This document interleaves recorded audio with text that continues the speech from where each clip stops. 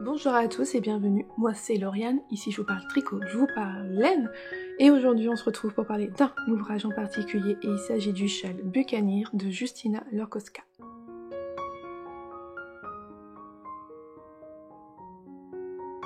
Alors le Buccaneer est un châle qui se tricote avec une couleur principale, il faut 2 écheveaux pour la couleur principale et avec 6 couleurs contrastantes, donc il a été créé pour être tricoté avec 6 mini de 20 grammes en épaisseur fingering. Et j'ai donc choisi de ce modèle-là pour tricoter les 6 premiers mini du calendrier de l'Avent de Pauline Bubu Bizarre, son calendrier qu'elle avait proposé en décembre 2023 sur le thème de 4 saisons à New York, et les 6 premiers correspondaient donc au printemps. Et je vous montre donc le rendu. Le voici.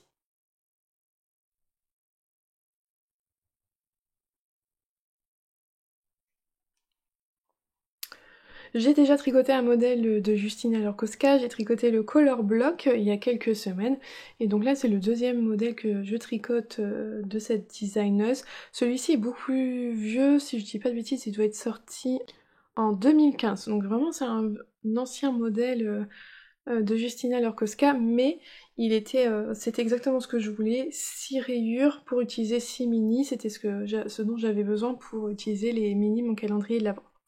On commence donc par cette pointe-là, tout en point mousse avec une arête centrale, et là c'est vraiment comme le color block, c'est vraiment la même construction au départ.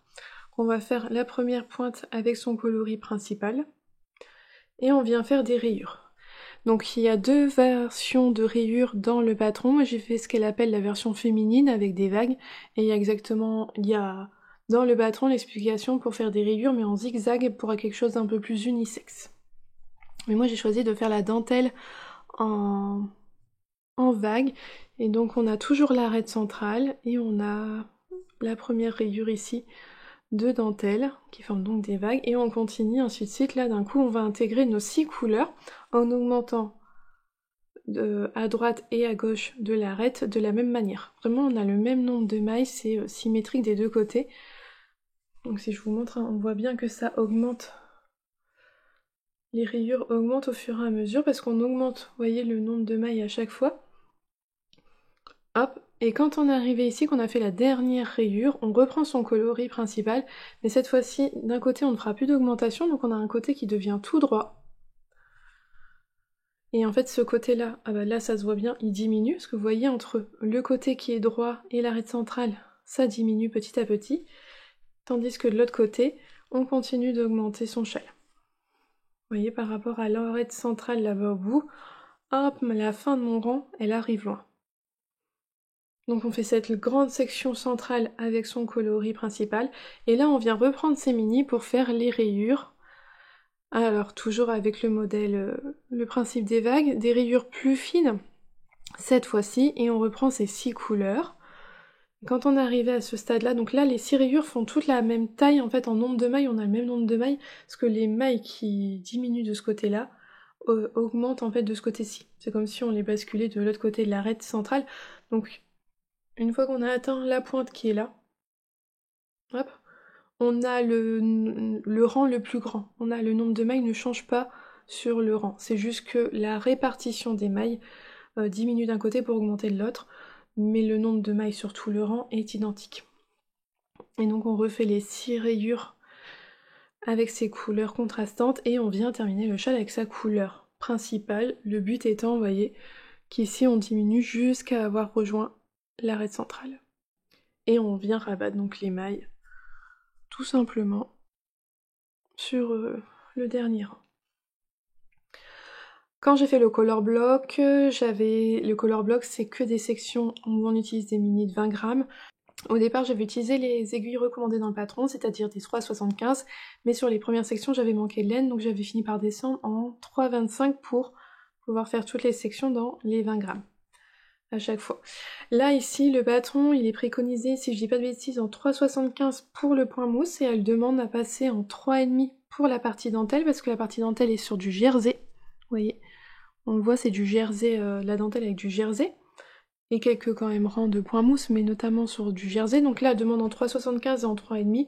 Pour être sûr, moi je suis commencée en 3,5 ma partie en point mousse, puis en 3,25 la partie ici pour les rayures.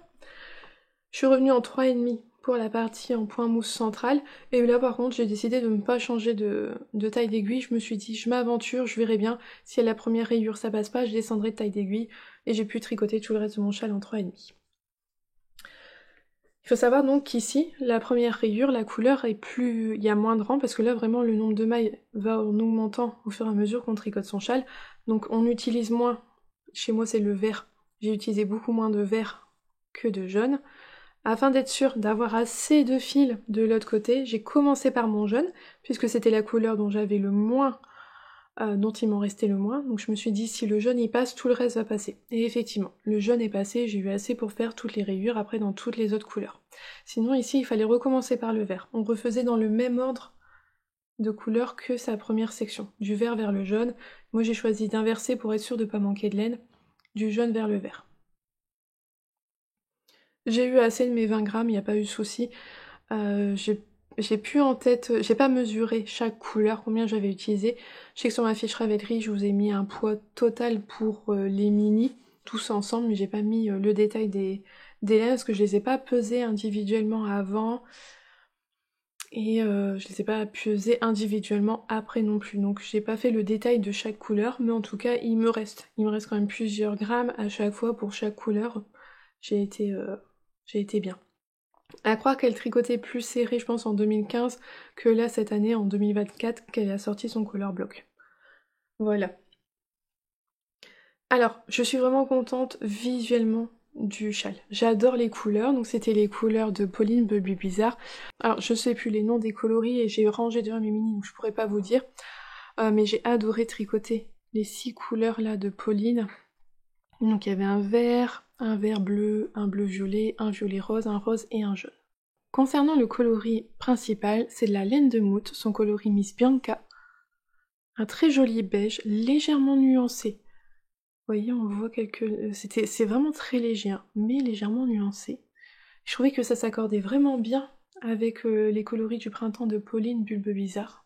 C'était 2 écheveaux que j'avais en stock. J'avais prévu de faire normalement un châle à 2 écheveaux unicolores, mais en fait ça allait tellement bien avec mes mini que je me suis dit c'était pas...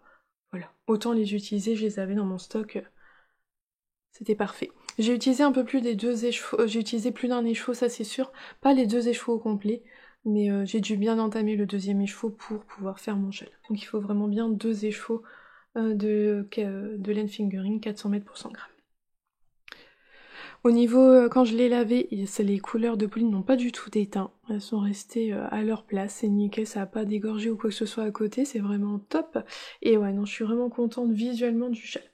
Alors pourquoi je dis que j'en suis contente visuellement, c'est qu'au tricoter c'était long. Franchement, à tricoter c'était pas ce qu'il y a de plus passionnant. Alors si, bah là on commence, il n'y a pas beaucoup de mailles, c'est le début du projet, on est ravis de faire la première pointe. On découvre les couleurs sur la dentelle, on est super content également. De mémoire, la dentelle... Ah oui, alors il est disponible en français et en anglais. Il a été traduit en français. J'ai suivi les explications rang par rang pour toute la partie dentelle parce que j'ai trouvé qu'il y a un diagramme. Mais le diagramme, il est expliqué que sur une moitié. Il y a que vraiment les rangs de trou-trou, là, vraiment de dentelle qui sont sur le diagramme. Les rangs entre de jersey ou de point mousse ne sont pas expliqués. Donc là, pour le coup, j'ai vraiment utilisé que les explications écrites pour faire tout le battant.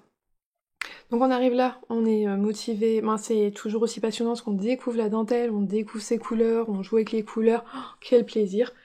Mais alors là, la partie centrale, vous voyez, il y a quand même tout ça de rang, c'est énorme, avec que son coloris principal. Donc moi c'était quand même un uni semi-solide. Alors la laine à Catherine est très douce, très agréable, c'est un vrai plaisir à tricoter, mais c'est pas ce qui est le plus passionnant, faire que des rangs de points mousse là, c'était un peu long. Vraiment la partie la plus longue. Et ensuite on vient refaire la dentelle, donc ça c'était assez chouette. Et là on se voit finir, parce que vous voyez, plus on avance dans les rangs, plus on se rapproche là de l'arête centrale, on sait qu'on arrive au bout, ça va encore. Mais la partie centrale elle était longue. Franchement c'est pas le châle le plus passionnant à tricoter. Mais j'ai trouvé qu'il mettait vraiment bien en valeur ces laines là, les couleurs, et donc j'en suis contente. Et donc on a un châle triangulaire, asymétrique. Alors moi je trouve qu'au porté ce qui est bien c'est de mettre vraiment la pointe là-bas sur le côté pour avoir en fait là sur le devant vraiment le jeu là des 6 couleurs. Ça fait super joli comme ça. et on a un retour de couleur là sur le côté. Voilà comment je me dis, moi pour le porter autour du cou, voilà comment j'aime bien le mettre. Parce que si on essaye de mettre vraiment la pointe, comme on fait habituellement, hein, la pointe d'un châle là sur le devant, en fait on a toute la partie tout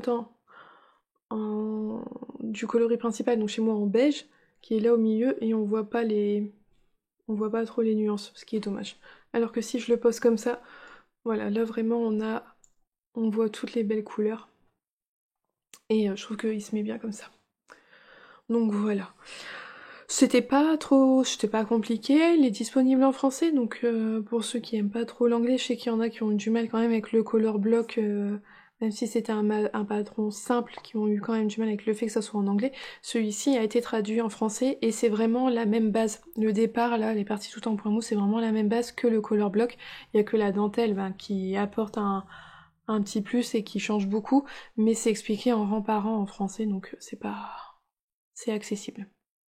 C'est une dentelle simple, hein, c'est la fameuse dentelle qui fait des vagues toutes simples, mais franchement très agréable. Puis le patron est bien expliqué puisque en fait quand même que la dentelle, à chaque fois il faut retravailler au niveau du centre, puisque le nombre de mailles changeant tout le temps, on peut pas, c'est pas tout le motif, on peut pas le répéter de la même façon sur tous les rangs. Vous voyez ici là il s'aligne, mais là il a fallu, là on pouvait faire de la dentelle, là nous en fait plus faire. Ben, bref, c'est bien expliqué. Donc voilà pour ce modèle-là. Le Buccaneer de Justina Lorkowska. Donc je suis contente de l'avoir tricoté une fois avec ces laines-là, ça met bien en valeur les couleurs, mais c'est pas un modèle que je referai parce que c'est pas le plus passionnant. Tandis que le color block, qui est certes tout en point mousse, le fait qu'on change de couleur à chaque section, ça c'est beaucoup plus motivant. Alors qu'au niveau du point du tricot, que du point mousse, hein. Mais on change tellement souvent de couleur, parce que vous voyez là sur cette grande zone là, sur le color block, il y a bien 3 couleurs différentes, et là il y en a qu'une, donc c'est long. Alors, au niveau du patron, au moment où je tourne la vidéo, Ravelry me dit, parce qu'il n'est pas vendu en euros, je sais même plus en quelle monnaie il est vendu, mais Ravelry me dit qu'au moment où je tourne la vidéo, il est à 8,06 €. Au niveau de la laine, je vais pas pouvoir vous dire, je sais pas le prix des mini, je saurais pas vous dire combien ça vaut. Moi c'était son calendrier de l'avant, donc je saurais pas vous dire du tout le prix des 6 mini. Les 2 écheveaux ici, c'était 23 € l'écheveau. Chez Laine de Mood, ça fait 46 € de laine. Donc avec le patron, on est à 54 €, mais j'ai pas compté les mini. Alors il faut à peu près 20 grammes pour chaque couleur. On peut très bien le faire en utilisant des restes. C'est tout à fait possible. Il y a pas mal de versions. Je sais qu'il y a une version de Yarn by Simone. En plus, les photos sont mises vraiment sur la fiche patron du châle, où elle l'a fait, si je dis pas de bêtises, dans une espèce de marron pour le coloris principal et un dégradé de noir vers le gris ou vers le blanc pour les rayures. Il est super beau. Mais voilà, ça c'est à nouveau un châle qui offre beaucoup de possibilités parce que on joue quand même avec au total 7 couleurs. On peut utiliser des restes pour faire ces mini, pour faire les rayures. Voilà pour la présentation du Buccaneer de Justina Lorkowska. Je pense que je vous ai tout dit. Un jour, tellement j'adore les couleurs, elles sont magnifiques. Mon objectif étant de tricoter un châle par saison avec les mini de Pauline. Alors j'ai commencé très tard, hein, je l'ai terminé en été celui-ci, mais je voulais faire courant de l'été les mini de l'été, en automne ceux de l'automne et en hiver ceux de l'hiver. Voilà, mais je ne ferai pas 4 fois ce modèle-là, je vais changer de modèle à chaque fois. Mais donc celui-ci c'était pour la première saison, le printemps. Voilà, je pense que je vous ai dit tout ce que j'avais à dire sur ce modèle. J'espère que cette petite vidéo vous aura plu. En attendant, je vous souhaite une belle journée ou une belle soirée en fonction de quand est-ce que vous la regardez et surtout un bon tricot et je vous dis à bientôt. Bye!